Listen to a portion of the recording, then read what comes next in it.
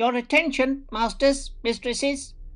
All systems functional for the Everything Geek podcast. Hey, this is Rich McDonald, and I play Commander David Mason on Call of Duty Black Ops 2. And you're listening to Everything Geek podcast. It's James Arnold Taylor, the voice of Obi-Wan Kenobi and Master Plo Koon in Star Wars The Clone Wars, and you're listening to Everything Geek, the podcast. Hey, it's Leif Gaffert. I played Uncle Ben's killer in The Amazing Spider-Man, and you're listening to the Everything Geek podcast. Hello, I'm Simon Fisherbecker.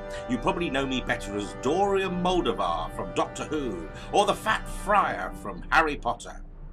And this is Everything Geek podcast. Face it, Tiger. You just hit the jackpot with the Everything Geek podcast. You're listening to the Everything Geek podcast, bringing you interviews from your favorite films and TV shows every week, and all of the latest news. Here's your host, Ruari Williamson.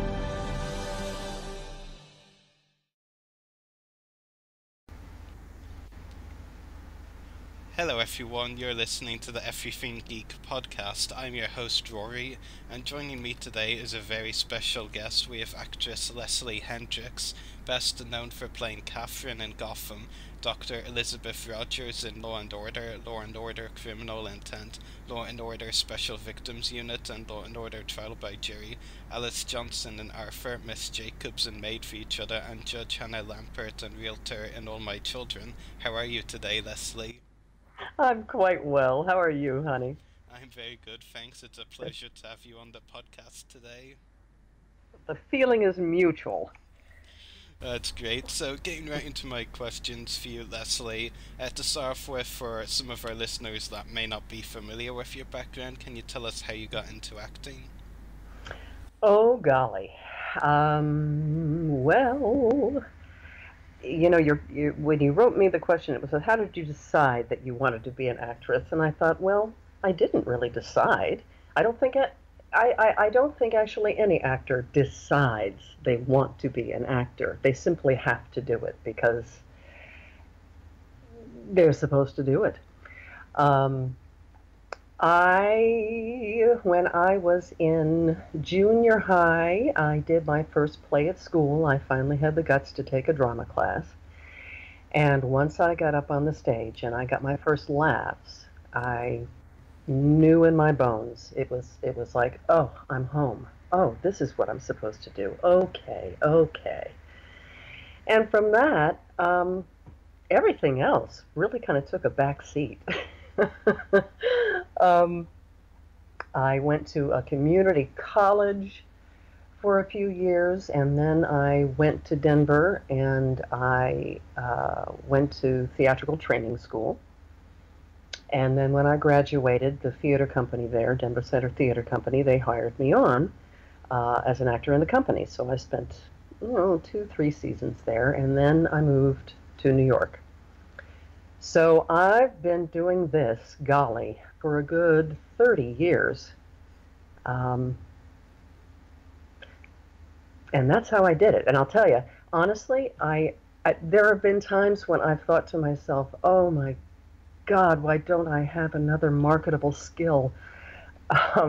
When work dries up, or, when you're having sort of a low point, it's always feast or famine in this business. So those periods of famine, I always think to myself, oh, geez, why didn't I go back to school? Why didn't I learn how to do something else? But it's worked out for me so far. So hopefully it will continue on this upward trend. But that's basically it. I just did what my gut told me I was supposed to do. I really didn't have any doubt that I was supposed to be an actor. I just knew it. Yeah, absolutely. And what you were saying before about the moment that you got the first laughs, people were laughing at your performance, or with it, I should say. And you realized that's when you wanted to become that. It was destiny, really, I guess, for you to get into acting, because that's the most important thing, getting a response like that from an audience. Sure. Well, you know what it mostly was? It was the first time, as an early teenager, I can't believe I'm so unique that I'm the only one who experienced such a thing, but feeling so uncomfortable in my own skin and feeling like I was gangly and clumsy and, oh, my face breaks out and my hair isn't right and nothing about me, I don't like anything about me. And to suddenly find that feeling of, this is just right, this works, this is home, oh, finally. I mean, it really was. It was a great relief to know this is what I'm supposed to do. Okay, there you go. Yeah, absolutely. That's really great. Can you tell us how you were originally cast as Kathryn in Gotham? Well, I'll tell you, it was a lovely bit of synchronicity. A week or two before I got the audition, my son handed me a copy of The Court of Owls. And he said, "Oh, Mom, you've got to read this. This is badass. You'll love this." And I thought, well, okay, yeah, let me take a look. And I tore through that book and said, that was great. Oh my gosh, that was fun. So then I ran out to the bookstore and I got City of Owls. And I read that, and then I said, okay, you can read this now, kid. And boop, then I get this audition.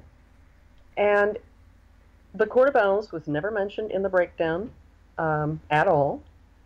And in fact, on the show, we never even say those words until the Whisper Gang actually voices the name of who we are. But when I read the scene, it was the first scene between Bruce and Kathryn. And when I read it, I just knew in my head. I thought, oh, I know who this is. I know who I'm supposed to be representing. Awesome. So I went in with a pretty good feeling of who I was supposed to be, and I knew how I wanted to play this extremely powerful person. And I lucked out. They liked it. So I see times like that, little moments of synchronicity like that. I mean, what are the odds that I would have read that book before I got that audition? I see that as a gift from the heavens, just plopped into my lap. Another one of those, yep, meant to be. Here you go, kid. So that's how that happened. Yeah, I mean, that's absolutely fantastic. I mean, it really is like fate, like you said, it was meant to be. I mean, it just can't be a coincidence that, like, you read the book because your son, the Court of Owls comic, because your son gave it to you, and then no more than a couple of weeks later, you're auditioning, and it's for Kathryn. Right. That's absolutely crazy. That's a great story. Thanks for sharing that with us. Yeah. I loved it. It tickles me to death that that's how it came about. So absolutely. Yeah. Now, of course, you mentioned that no more than 2 weeks prior, you had read the Court of Owls comic. Were you aware or a fan of the show Gotham or the DC comics before you were cast? Sure. I tend to describe myself as geek light. Because I'm a dabbler. A couple of my friends, they say, no, you're a geek, honey. But I don't think that I'm full-fledged geek yet. But yeah, I had always been a fan of Batman in particular. And I had watched Gotham on and off, but I kind of fell off in the second season. I can't remember what the heck happened. I got busy and I wasn't able to catch up. But yeah, I've always been, I am a graphic novel kind of gal, and my PC games, I've never been able to finish any of my Arkham PC games, unfortunately, even playing on the easiest level. Did that answer your question at all, or did I just ramble? No, it made a lot of sense, yeah. I mean, it told me you were very well aware of, a lot of the Batman content out there, so it definitely answered my question. Yes, I'm the fun mom. I'm the geek mom. I'm the one who gets all of, my kid's references and his friends' references and that kind of stuff. That's fantastic. Like, I mean, my mom's great and all, but yeah, if I quote something from a TV show or film, she won't get it. Oh, that's a shame. Yeah, but that's cool to know there are geek moms out there. Oh, yes, we do. We exist. We exist. Absolutely. That is really fantastic. And who knows, maybe your son will recommend another comic at some point and that will land you another role. Who knows? That would be fabulous. Yes, I'm going to keep my good luck charm in the form of my kid. Yeah, it's a really good luck charm to have, that's for sure. Yeah, I like it. Yeah, I'd be worried if you didn't. Now, Kathryn was, in my opinion, one of the most interesting supporting characters in the third season of Gotham because she was very complex and obviously she was the representative for the Court of Owls for much of the season. What was it like playing a character like Kathryn that was so complex? Oh, it was so much fun. It was rather challenging, however, because in the first half of the season, you see that, she's got her big scene with Bruce in the beginning of the season. Okay, you won't see him again. All right. Well, whoops. About 4 episodes later, oh, hello, popped up again. And that's how it went for the first half of the season. And any episodes that I wasn't in, I did not get the script for. So basically, I was kind of flying by the seat of my pants because we're shooting this season. The season is not airing yet. So in between those scenes, those episodes that I'm in, I have no idea what has transpired in the scripts between those 2 episodes. So I was having to kind of go on instinct and take a leap of faith that the writers were going to take me where I needed to go and what was happening, and that's exactly how it happened. And it was actually a fun ride. I liked not knowing what was going to happen. I liked not knowing what Kathryn's arc was actually going to be. It kept me on my toes. As far as just playing her goes, it was so much fun to play someone who had so much power to the point of never having to raise her voice at all, ever. A supreme self-confidence, a supreme sense of authority, and there's something really juicy about that. I may just gush the rest of this podcast because I had such a good time from beginning until end working on Gotham. I cannot tell you, it was one of the best jobs I've ever had in my life. But the thing I liked the most about Kathryn was the fact that she was so powerful, but in a different way than any of the other villains I had seen on Gotham up to that point. She didn't need to raise her voice. She didn't need to throw her weight around. She had the confidence of, I want something done, it simply gets done. I don't need to twist arms. I love that. I found her to be extremely dangerous because of her calm, and I love that. Yeah, absolutely. I mean, she was a very different villain on the show, that's for sure. Like, and really added a lot to the show, in my opinion. I mean, it would have been nice to, pull a gun, or go ahead and lob an Alice Tetch bomb myself. Here, I'll start it out. But I'll save that for another geek dream come true. Yeah, I mean, I'm sure there's still some of that Alice Touch blood out there. Like, they never seem to run out of it in the show. It's running in the sewers. Oh. Yeah, really is.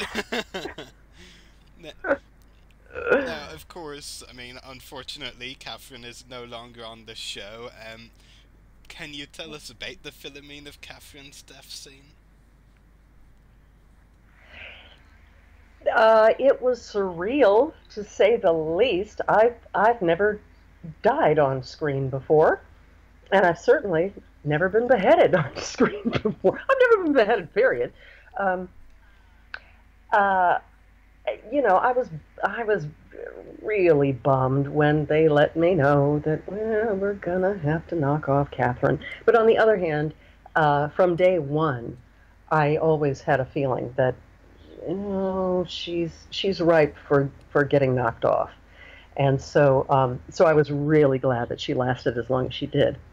The day we shot that, and that if she was going to go, let it be in a spectacular way, which I think was accomplished. When I walked onto the set that day, I had only ever seen the GCPD when it's all in order. And I walk in, and they were just finishing up shooting the scene where Barnes is tossing people around and throwing bombs, and the place looked like a train wreck, and I just stood there going, oh, this is so great. When, let's see, we had four copies of the costume I wore, one for me, one for my stunt double, one for a headless mannequin, and one just in case. So I was looking at a living doppelganger all day, and also looking at a headless doppelganger all day. It was kind of weird. They showed me, they took a 3D scan of my head at one point, and then they took 1 million pictures of my head, and then they put that all together, and they showed me on screen. Here is my head doing a 360 on screen in front of me.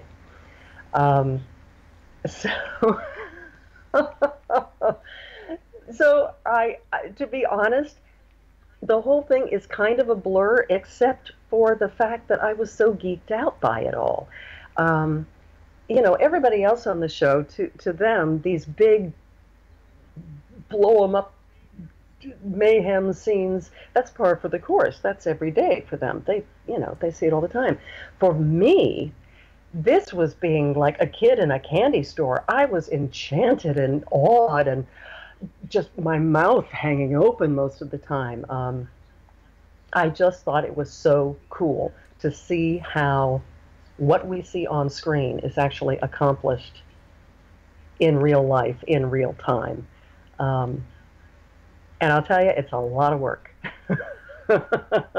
for that few minutes of screen time. It's hours of shooting. It's pretty remarkable. But yes, it was odd, and yet it was also pretty damn cool, I gotta say.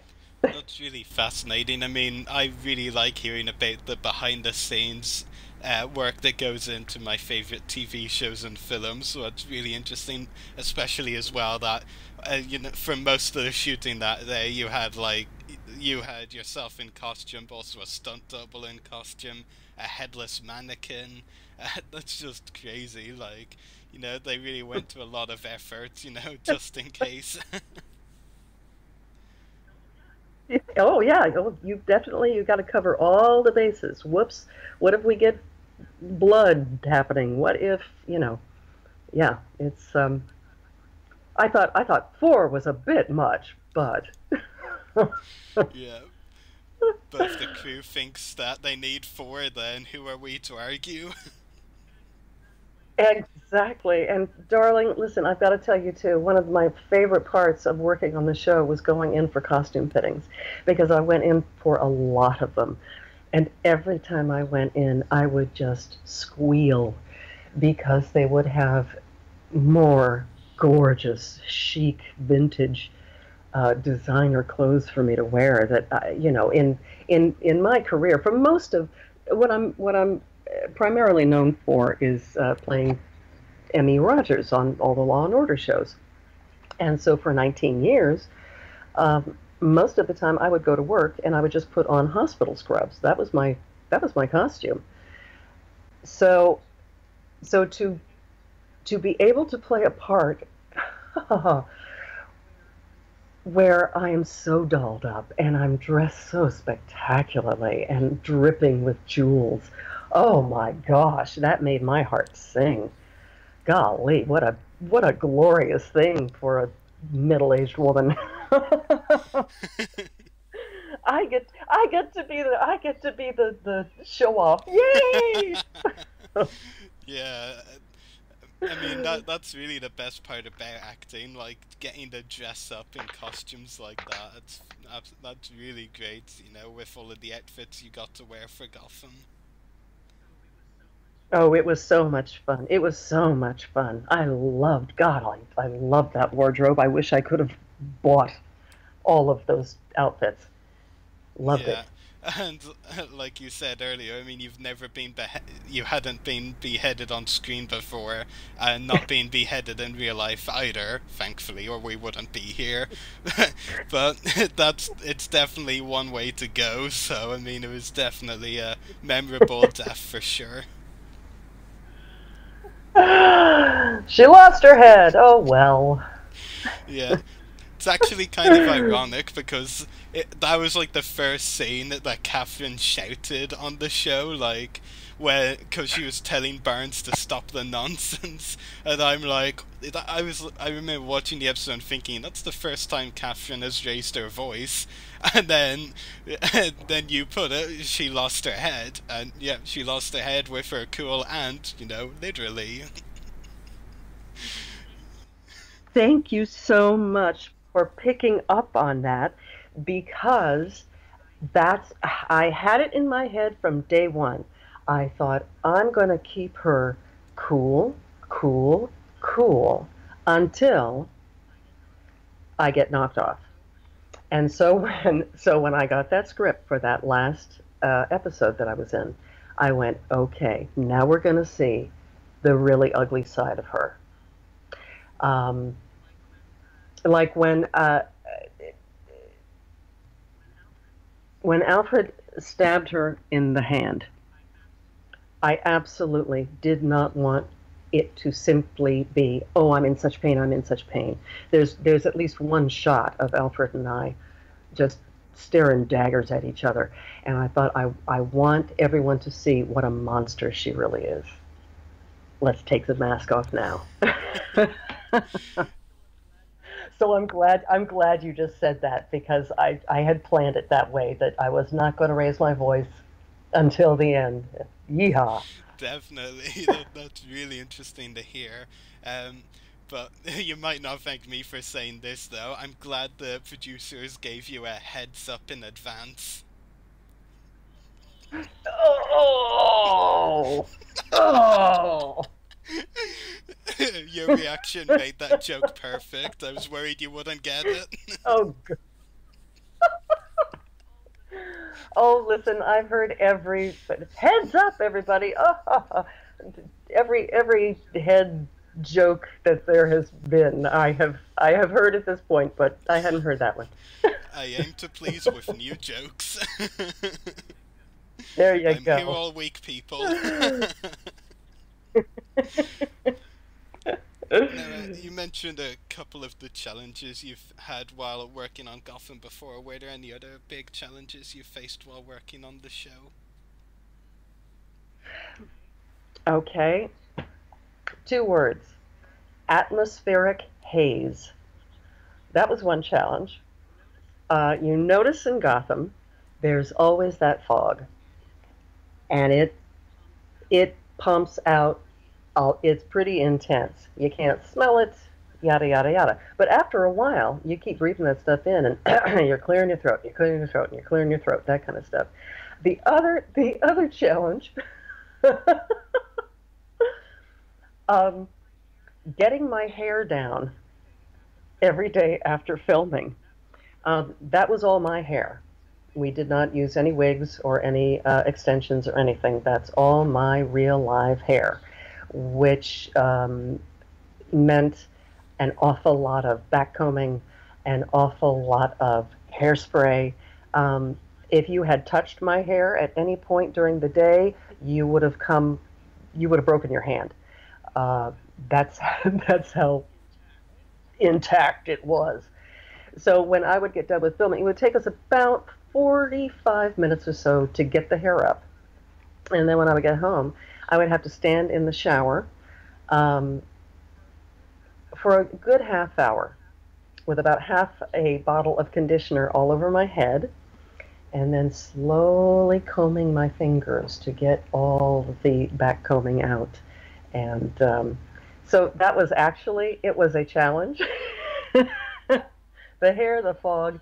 But the biggest challenge is really, I'm just being silly, but it was something I had to go through. The biggest challenge really was just not knowing what was happening during the episodes that I wasn't in. So that was just leap of faith. Okay, I'll find out. And in fact, after I got knocked off, I had no idea how the season ended.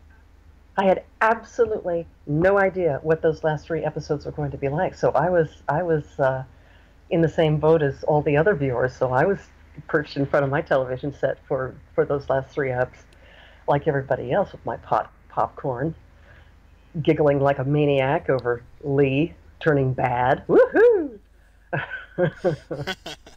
Yeah, I'm sure there was a lot of people with popcorn and giggling like maniacs. Oh, I loved that. I loved seeing Lee go psycho floor show. That was awesome. And I was shocked. Oh my gosh! And I was shocked at the season finale. Oh my gosh! Were you as shocked as I was over the various? Jeez Louise! I simply cannot believe that they can't have knocked off Babs. They can't have. I can't believe that's so. Yeah, I mean, and the revelation with Butch after he got shot in the head, that was a big surprise too. It was awesome. It was awesome. That was great. That really was. I hollered out loud at the TV. No way! It's really great to hear you so passionate about the show, considering, of course, you're no longer on it, but of course you had such a great time working on it and get to watch it as a fan now, so that's really cool. Well, listen, I must say that the roller coaster ride that this show provides is one of the most fun that I've had in quite some time, just as a viewer. I love it. It tickles me to death. And it also makes me go, okay, well now I got to learn more about Solomon Grundy. Okay, and go back and through the canon and read more about him. But yeah, I'm a fan. I mean, whether I'm on it or not, I'm in it till the bitter end. I'm watching this thing because it is a fun ride. I look forward. Now I'll have to look forward to Thursday nights. I'd always look forward to. Oh, good. There's a reason to look forward to Monday nights. Yep. I'll have to wait till Thursday this year. Yeah, that's going to be the tricky thing for me as well. Remembering that it's moved days when season 4 begins there. Mm-hmm. Yeah. Yeah. I have to say though that was a lot of time to work on their hair, both getting into place and getting it out of place. That's longer than some people have to take to get into costumes. I consider Kathryn's hair to be a character all of its own. I'll have to think of a moniker for Kathryn's hair. Yeah, yeah, we should come up with that sometime before the end of the interview, but we can think about that a bit soon. Yeah, that will need some good thinking time. How would you describe the overall experience working with the cast and crew of Gotham? Heavenly. Heavenly. Nirvana. Um, it from the first day that I stepped on that set, I was welcomed with open arms. I never felt as if I was intruding or I was just, oh, this person is just coming in for a while and shuffle them off. Gotham has developed a feeling on set of inclusiveness and supportiveness. It's really remarkable. It's, I've done guest shots on other shows, and the vibe is always different wherever you go. This show in particular, and I'm not the only one who's talked about this. This is the truth. They have, it's a real family there, and they open their arms wide to people who come to work on the show. Everybody, the cast, the crew, every department, some of the friendliest, loveliest people that I have ever worked with, ever, ever, ever, ever. And everybody loves being there. You don't hear a lot of grumbling about, oh man, gotta be back and blah, blah, blah, blah. Nope. Everybody loves the job. So, so that was a gift in itself. I mean, really, the entire experience from beginning until end, I felt valued and appreciated for my work, and valued and appreciated simply for myself as a human being. And that's huge. It was just huge. I cannot say enough good things about my experience working on that show, because it's a really special thing that they have going over there. I wish that every actor could have an experience like that, because it's one of the best that I've ever had in my career. Absolutely, and if you had to pick just one, or maybe more than one, what would be your favorite memories from your time working on Gotham?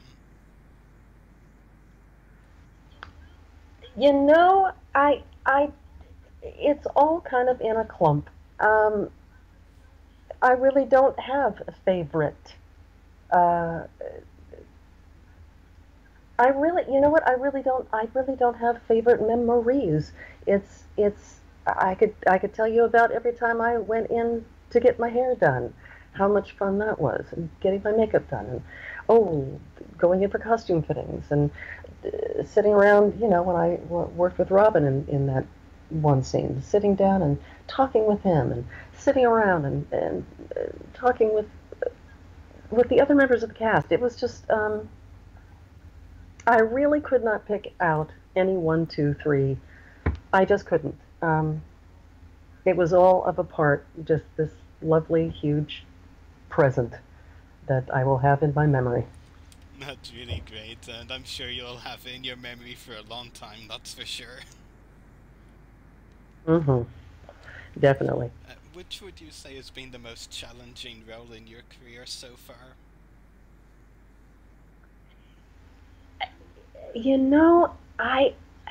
That's a tough one, because they all present challenges in different ways. The first one that just popped into my head, I played Anna Christie years ago at a theater in Massachusetts, and that was a pretty heavy role. That was pretty challenging. I would say, just for me, that the most challenging aspect of being an actor is trying to, and we've all had to do it, elevate material that whose writing is not quite up to snuff. That is always a challenge of instead of having to reach up to aspire to the material, having to drag the material up to meet you, if that makes any sense. Yeah, that makes a lot of sense. That's very challenging. That's much more work. If the writing is good, then it's, oh, okay, I'll just open myself up to it, and it becomes a much more smooth process. But if the writing isn't there, then it becomes work. Then it's tough. Yeah. Yeah, that. Luckily that doesn't happen very often. Yeah, I mean, it would be worrying if not every writer was up to snuff. Mm-hmm. Yeah, that's really interesting. I mean, I've asked that question to a lot of people we've had on the podcast in the acting industry, but I think you're the first that has mentioned that. But it's true because, like, I mean, obviously, I mean, acting, I mean, so many actors are really great, like yourself, but obviously there's only so much a performer can do if the script isn't perfect, if you know what I mean. Yeah, it becomes, oh boy, I'm really earning my money now. Okay.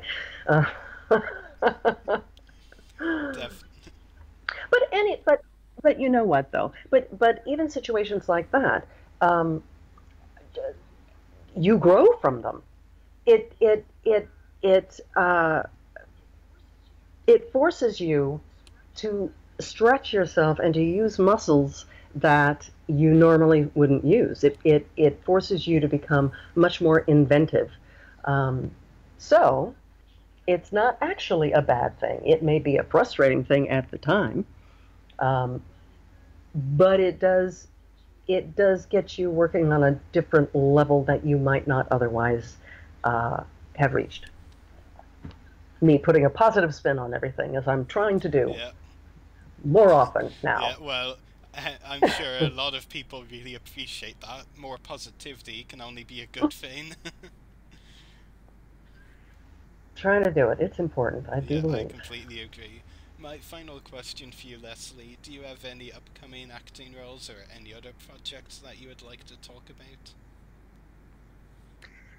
Nothing on the horizon as of right now, and that's okay, because it's summer.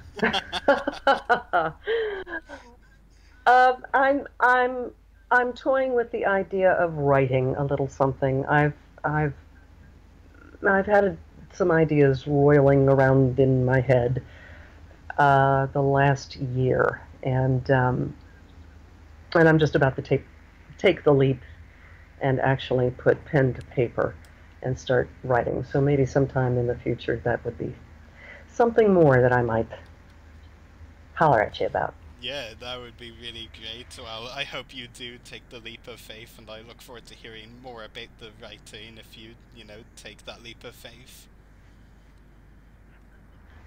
I think I may. I just keep getting the feeling like, now you need to do this. Come on, quit putting it off. Absolutely, but I mean, summer is a pretty good excuse not to book more acting roles as well. So. Well, but as an actor, you've got, if the work comes, you got to take it. But you get used to. Look, once my job at Gotham ended, the first thought is after, oh no, I really love that job and I didn't want to have to stop, was, oh shoot, now what? That's the actor's life. But sooner or later, work comes. So I've gotten much better at the slow periods of being able to just, all right, that's not happening now, so now I'll put my creative focus on this. So it's a coping game for one's career. Everybody goes through it. Yeah, it makes a lot of sense. That's all of my questions for you today, Leslie. It's been a pleasure talking to you on the podcast. Well, thank you so very much. I have just enjoyed myself to death. That's great. And hopefully we can do it again sometime. That would be great. That'd be my I pleasure. look forward to talking to you again sometime. Thanks again for joining us today, and take care. Bye. Thank you, darling. Bye-bye. Time to wrap up today's show. Make sure to check out our podcast links.